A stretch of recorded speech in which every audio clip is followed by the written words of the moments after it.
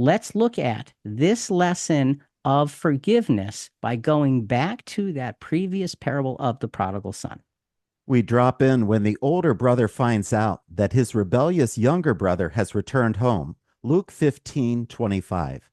Now, his older son was in the field, and that was by no accident. We're going to come back to that later. Yep. And when he came and approached the house, he heard music and dancing. The older son found out what had happened and was disgusted. Hmm. Continuing with Luke 15:29 through 30. And he answered and said to his father, Look, for so many years I have been serving you, and I have never neglected a command of yours, and yet you have never given me a young goat so that I might celebrate with my friends.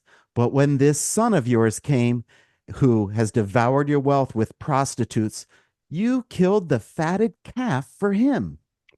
The lesson here is very, very simple. God, as represented by the Father, forgave that younger son. We, therefore, should be forgiving as well. Jesus had given us the reminder in that parable, and now he's telling his disciples directly about their responsibilities.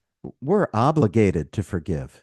We are. We are absolutely obligated because that's the pattern that we have been given. The scribes and Pharisees had been given the pattern of what the law stood for, and they built new patterns. They built new ways. They built new traditions, new rituals around it to make it more comfortable. Jesus is saying, don't go down those roads. Don't be like the older son in that particular parable. Again, this comes down to our looking at what Jesus taught to say, what's my job now as the disciple? How do I find worthiness in my own unworthiness?